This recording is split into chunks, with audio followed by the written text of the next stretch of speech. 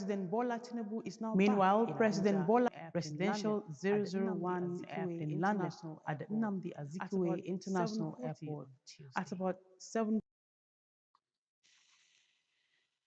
Now, the desire of President Bola Tinubu to accelerate economic diversification through digitalization has captured, and his renewed hope agenda has gained better traction in North Central geopolitical zone with the inauguration of a community ICT center by Nigeria's First Lady Oluwemi Tinubu in Ilorin, the Kwara State capital.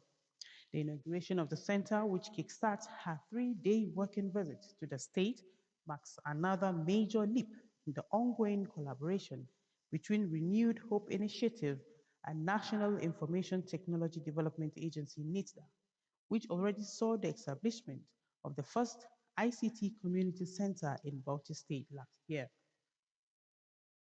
While performing the inauguration, the First Lady reiterates the commitment of the current administration to provide women invaluable opportunities for growth and empowerment by promoting digital literacy for national prosperity.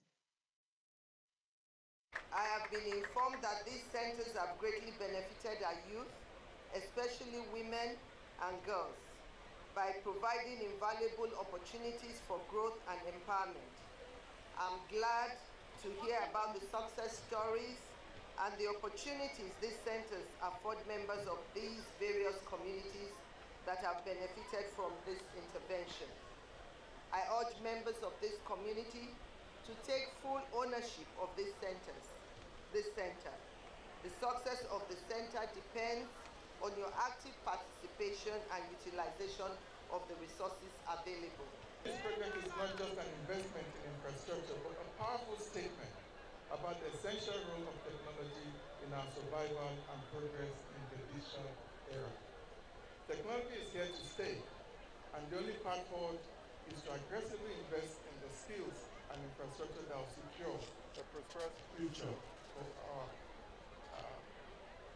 students, kids, and communities. This is one of our initiatives designed under digital literacy for all, because we know Nigeria as a nation, our greatest resource is not the mineral underneath us, but it is our human capital. And this is the only way we can deliver a sustained, inclusive growth as a nation. Governor Abdulrahman and NITDA DG, equipped with state-of-the-art digital equipment, the center, which offers smart, interactive, and personalized learning experience for citizens. The other ICT community centers in Benue and Oyo states are next in line for inauguration. Let's talk security. 3 days after the abduction of a family of 4 in Chikakore in Kubwa area of the FCT, the search continues for their whereabouts as the police says it is on trail of the abductors to ensure safe release. Now, this is the residence of Michael Adesina, a deputy director with the National Assembly Commission who was abducted alongside his wife and 2 family members. Although the environment seems lonely, but it is habitable. It was around 11 p.m. on Sunday when men of the underworld visited this household in Chikakuri behind the Kubwa train station in Abuja. The security guard explains that 3 assailants jumped into the compound from the fence, while the remaining ones surrounded the house. Somebody already put in head to jump to inside, even in head in clothes tear on this thing up. So when you drove, you now start removing gun, AK-47. When you remove it, you now try to open how the small door. When you open the small door, you are telling the people that is outside, you don't open it, they should be enter. When they are enter, 3 people go to closer to my room. They are stay, set me with gun. I say anybody, if you come out, just kill him. The assailants, he says, gained access to the house through the window and abducted the 4 family members. A neighbor who is a poultry farmer was also whisked away on their way out. daughter of the victim, Blessing Zacchaeus, who is still in shock, says no contact has been established since the abduction of her family members. My dad, my mom, my nephew, and one of my uncle that stays with them. Nothing yet. Since yesterday, no, nothing, no information. They are not reachable. We have not received call from anybody. The PPRO FCT Command, SP Josephine Ade, is calling on the public to remain vigilant and provide the police with any useful information. At the time we were called on this incident was around 1 a.m. and we were able to swiftly respond. Those are emergency numbers. We have a response team attached to it, to every location. We have our men in every locations. We are working with also the locals, and you have the emergency numbers. Once you call for help, definitely help will come to you. So saying that police is your friend rightly comes to play in a situation like this of a lonely neighborhood, as a quick call and response from the police can help salvage such a situation, as the members of the public are always advised to prioritize everyone's business.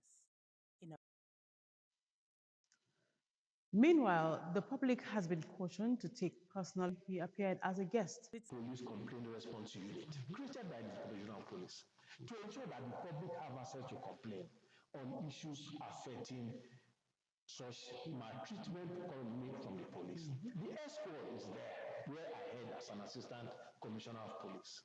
If I tell you there are ample of matters I handle today concerning policemen that have not professionally executed their responsibilities. On the general security in the FCT, the Assistant Commissioner says the police will do all it takes in case of breach of confidence. You're watching the news at 1 on NTA Channel 5, Abuja. We have more reports when we return. Do stay with us.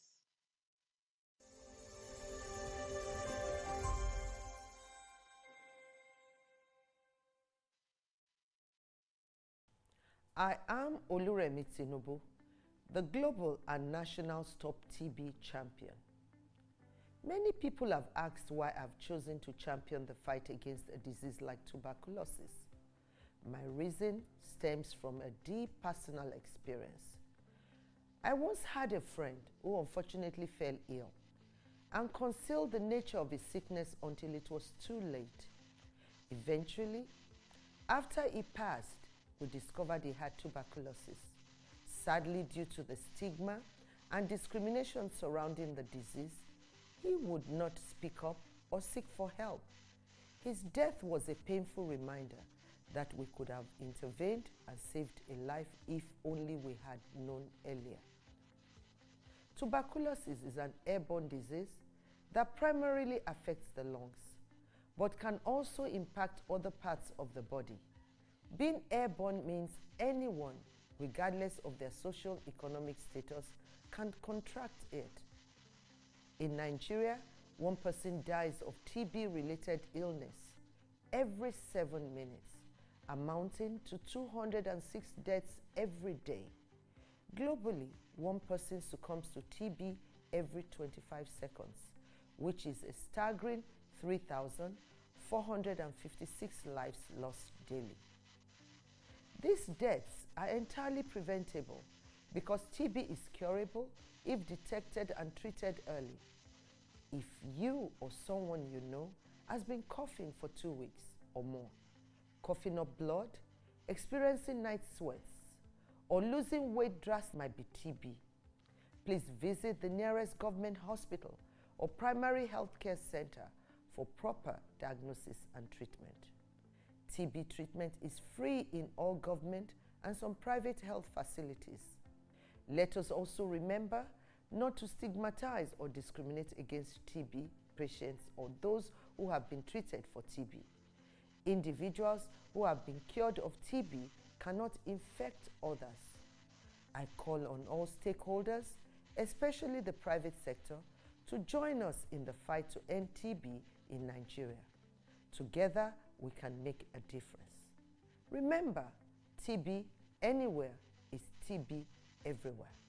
End TB by 2030. Yes, we can.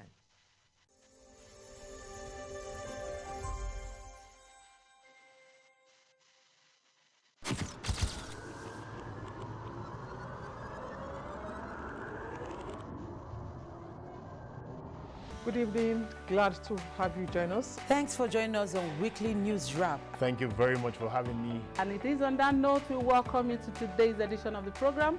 We celebrate creativity, lasting impressions. There's no book stating that this is the role for men.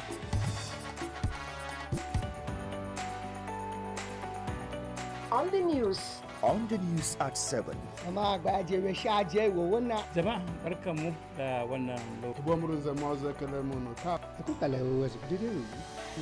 station NTA Channel 5, Abuja. Would say have a lovely day.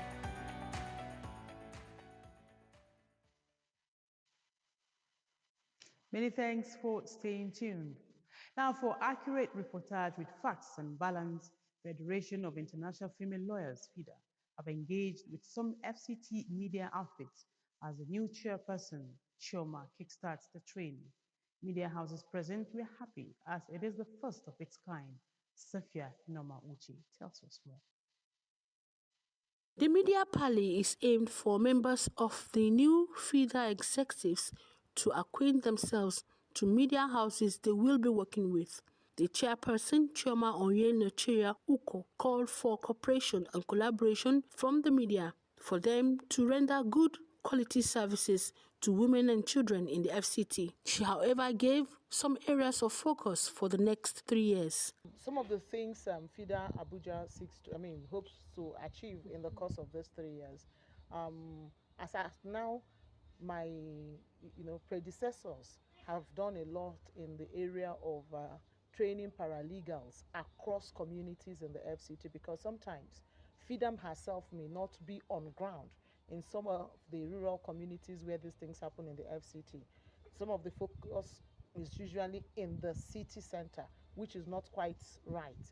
So, but with the trainings of paralegals across communities in the FCT, FIDA Abuja now hopes to continue to do that. Go to some of those communities where we haven't been to. Create the necessary awareness, more advocacy, so that people are enlightened, and then paralegals trained so that they are able to serve as first responders in the cases where we are not on ground. Media houses present pledged their support for the cause, but this was not without asking questions. My expectations from this meeting is that through the partnership and the collaboration that this meeting will birth, that FIDA Abuja branch is able to enjoy the support of media practitioners in the FCT towards giving visibility to the work we do, and also helping directors to where the stories that need FIDA's intervention and attention, arises. The non-profit organization intends to build on past successes and improve on legal presentation, mediation, and advocacy for voiceless women in the society. Safia Noma Uche, NTA News. And on education, developed nations are currently caught in the middle of a supremacy battle in the world of science and technology. Nigeria is not just standing by, as teachers and students of the Government Science and Technical College Area 3, Garki Abuja, are leading Nigeria's frontier to become one of the big tech players converting waste to wealth. Hadiza Godwin Ebony visited the school to check out some brilliant works and other innovative moves of the students. This is an incredible story of brilliance and reasoning out of the box.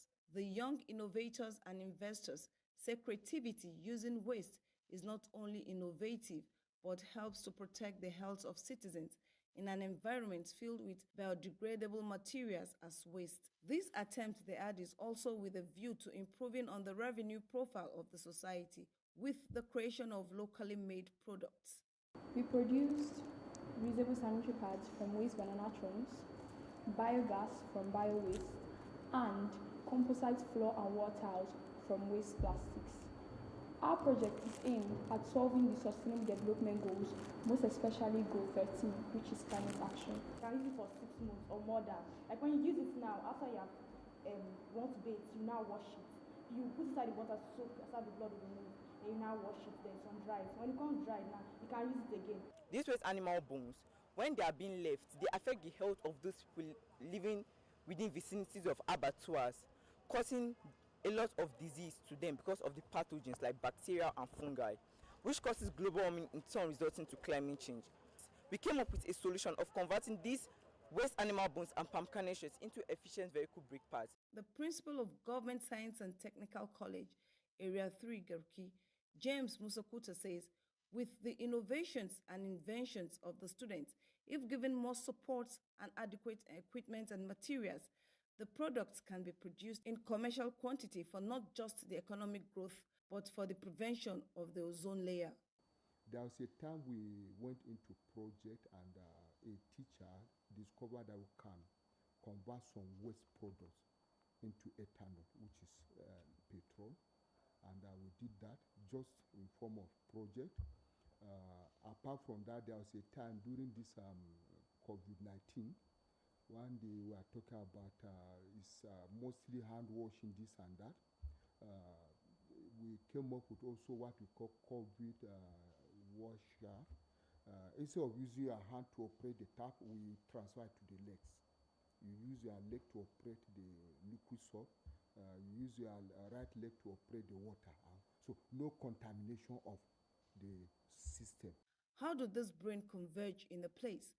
Director, FCT Education Resource Center, Nimat Dawood Abdurrahim explains the method of choosing the students. For the Science and Technical College entrance examination, it's usually done after we must have finished the conduct of BC, that's the junior Y, and it's usually, students are usually selected based on their science base, because the examination, why we do special examination for that is for us to be able to select people who are technically and scientifically inclined, because from the name Science and Technical Schools, it shows that it's strictly meant for science and technical oriented students. Education, it says, important strides have been made for humanity through science and technology that have made life easier. Perhaps one of the greatest accomplishments of the knowledge-driven world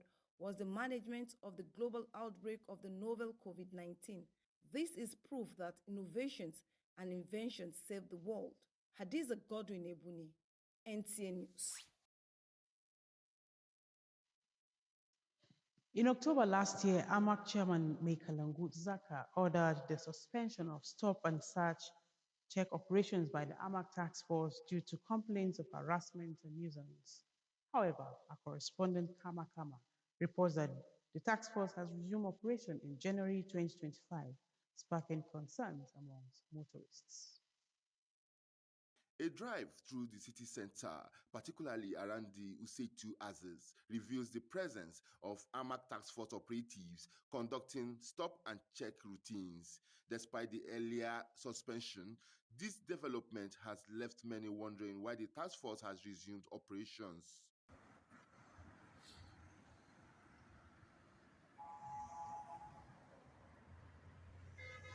NTA News captured some of the confrontations between the task force and motorists at the Aminu Kano Crescent Junction in Useitu, Abuja on 15th January 2025. Residents have decried the unprofessional approach of the task force and called on authorities to address the issue.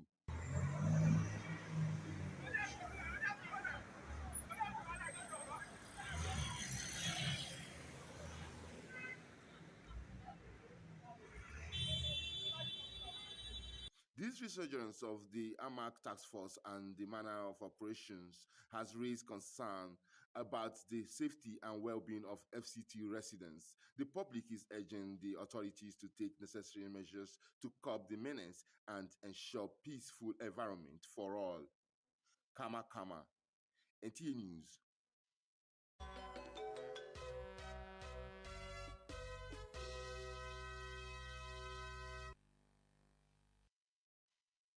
Let's now join our sports desk for Sports Brief. Super Eagles of Nigeria have been drawn in Group C of AFCON 2025 alongside North African giants Tunisia and Southern African underdogs Uganda and Tanzania. Other groupings include Group A, Morocco, Mali, Zambia, Comoros, while Group B consists of Egypt, South Africa, Angola, and Zimbabwe. In another development, Nigeria will host the rest of Africa in the 2025 Africa Women's Volleyball Interclub competition in Abuja in April. The Comptroller General of Nigeria Customs Service, Bashir Adewale Adeniyi, made this known when he led the delegation of officers of the NCS on court's visit to the National Sports Commission at the Moshood Abiola National Stadium, Abuja. This might be the very first international competition, if I'm not wrong, that will be hosted during, under this era.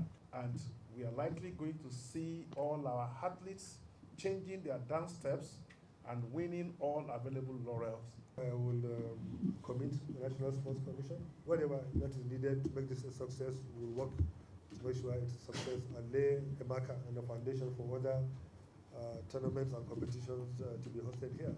With Sports Brief, Francis Kabile, NTA News.